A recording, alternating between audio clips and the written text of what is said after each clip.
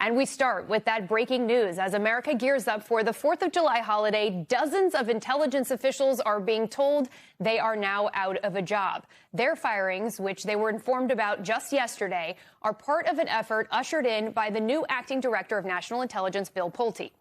An intelligence official who spoke on condition of anonymity due to the potential for reprisal told MS Now these officials are being dismissed because leadership believes that they have withheld intelligence. That allegation, one former official refers to as, quote, absurd.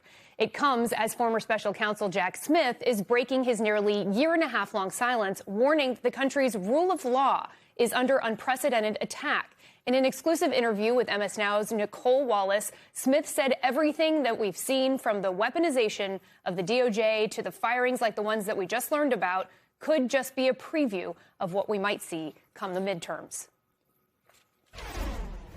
I'm very concerned of what's going to happen in the next election, absolutely. My personal view is I think the state attorney generals have a tremendous role to play here.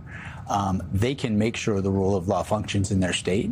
And I would also say that I think a thing that all of us can do is support election workers and election officials. The last time around, we saw that those people stood firm, and they were, in many cases, the difference. It's clear to me, anyways, that where I've seen publicly that those people are going to be put under great pressure. I would be ready to litigate everything. I would brainstorm, and I think they are. I get that sense. Every possible permutation, and don't let reason be a limitation. Imagine everything that could possibly be tried. That Trump will do. Yeah. I want to bring in MS Now's Vaughn Hilliard, who helped break the news about the firings within the intelligence community, and two MS Now legal analysts, former Manhattan Assistant DA Catherine Christian and former U.S. Attorney Barbara McQuaid. Vaughn, starting with you, I want to start with what you've learned about these firings in the intel establishment. What more can you tell us here?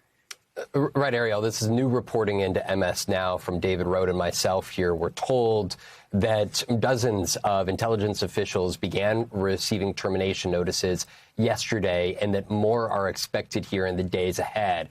And that this decision is coming directly from Acting Director of National Intelligence, Bill Pulte, who, of course, came into this role just this last month after Tulsi Gabbard left her post as Director of National Intelligence. He does not have intelligence history himself, but Bill Pulte, who was a housing agency director under the Trump administration for the last year, came into this position at the direction of President Trump.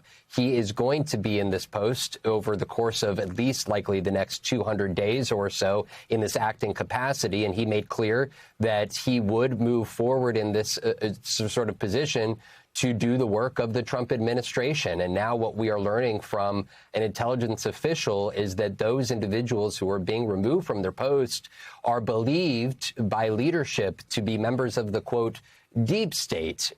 Of course, this is calling into question across these 15 different intelligence agencies exactly what we could expect Bill Pulte to do in terms of potential declassification of intel material. We heard from President Trump just this week say that he wanted Pulte to declassify election-related material that he had in his possession from these more than 15 intelligence agencies.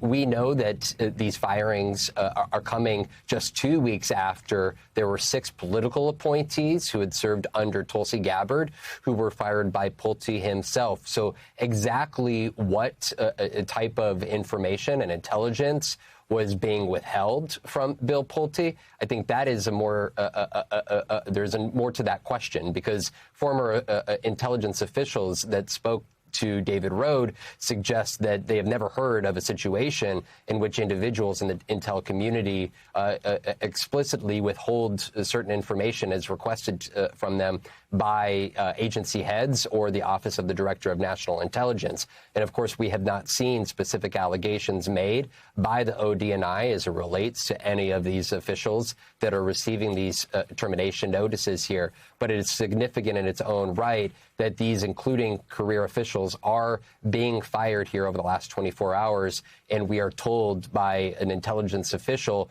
who is not going on the record out of potential reprisal that there are more expected firings across the Office of the Director of National Intelligence in the days ahead, Ariel. All right, Vaughn, stay close, please. I know you will stay on top of that, and we're going to speak to you soon on a totally different topic. But Barb, what's your reaction to Bill Pulte coming in and firing all of these intelligence officials for allegedly being part, as Vaughn reported, of the deep state? I think it's incredibly dangerous, and I think it is a reflection of how partisan politics has infected our government. You know, there's no deep state. I worked as a national security prosecutor. I worked with some of these intelligence agencies. They are there to provide their independent, objective, nonpartisan analysis of what they are seeing from raw intelligence to leaders. They don't care who is in the White House. What they care about is protecting the safety of the United States by sharing this information. And so what we see is Bill Pulte, with no background in intelligence, come in.